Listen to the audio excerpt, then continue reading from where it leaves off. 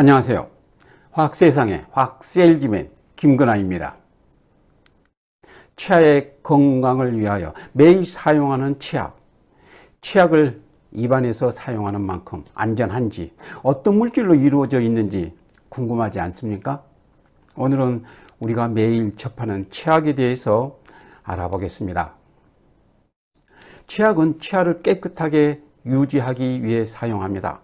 그래서 치약의 기능상 그 주요 성분은 연마제와 계면 활성제라 할 수 있습니다. 연마제는 치아 표면에 붙어있는 침전물 등 이물질을 잘게 부수어 제거하는 데 이용이 되고, 계면 활성제는 입안의 음식물 찌꺼기와 기름 등을 씻어내주고 거품을 내는 역할을 합니다. 그리고 이 외에 첨가되는 성분으로는 보존제, 습윤제, 방향제 등이 있습니다. 그럼 치약의 주요 성분인 연마제 등에 대해서 좀 더 알아보겠습니다. 치약의 연마제는 고체 강물의 미세한 분말 형태로서 치아 표면을 문질러서 치아 표면과 틈새에 있는 각종 음식 찌꺼기 등 이물질을 제거하는 역할을 하는데요. 고체 강물인 연마제로는 실리카, 알루미나, 탄산, 칼슘이 많이 쓰이고 있습니다. 과거 치약이 쓰이기 전에 사용하였던 소금 알갱이가 바로 연마제의 기능을 하였던 것입니다. 치아의 표면에는 에나멜이라 부르는 수산화 유내석인 흰색 광물질이 대표 있습니다. 인체에서 가장 단단한 물질이지만 음식물 알갱이가 분해되어 생성된 산에 의해 쉽게 변화합니다.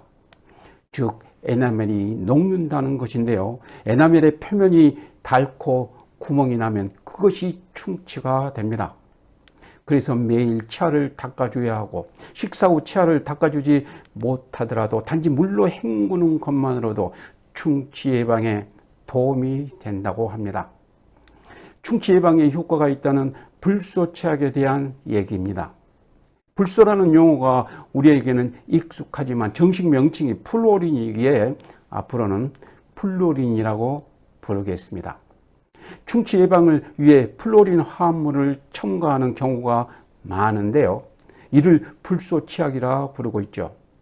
플루오린이 수산화 유내석인 에나멜과 반응하여 표면에 산에 잘 견디는 물질이 형성되어 충치 예방에 도움이 된다는 것입니다. 그러나 플루오린이 체내에 많이 흡수되면 건강에 해를 끼칠 우려가 있으니 유의하여야 합니다. 치약에 포함된 플루오린의 농도가 건강을 해칠 정도는 아니지만 입안에서 사용되는 만큼 양치 후 입안을 충분히 헹구는 것이 필요합니다. 어린이들은 특히 더 주의해야 하겠죠. 치약은 연마제 외에 보존제도 필요한 성분입니다. 치약이 곰팡이나 박테리아에 의해 변질, 부패되는 것을 막고 품질을 유지하기 위해 방부제인 보존제가 첨가됩니다. 보존제로 쓰인 파라벤이라는 물질이 한때 유방암 발생 등 환경 호르몬이라는 의심을 받은 적이 있으나 그 구체적인 연구 결과 등이 제시되지 않아 크게 염려할 문제는 아닌 것 같습니다. 끝으로 치약의 본 기능 외의 용도로 기묘하게 이용하는 방법을 하나 소개합니다. 치약의 고체 입자를 활용한 물리적 연마 기능을 우리 생활 가정에 활용하는 것도 괜찮을 것 같습니다. 식기 등 생활용품에 묵은 때를 씻을 때 연마제가 없는 비누나 합성세제만 묻혀서 닦는 것보다 치약의 연마 기능을 활용하여 닦으면 더 좋은 효과를 얻을 수 있습니다. 치약에 대한 이야기는 여기까지입니다.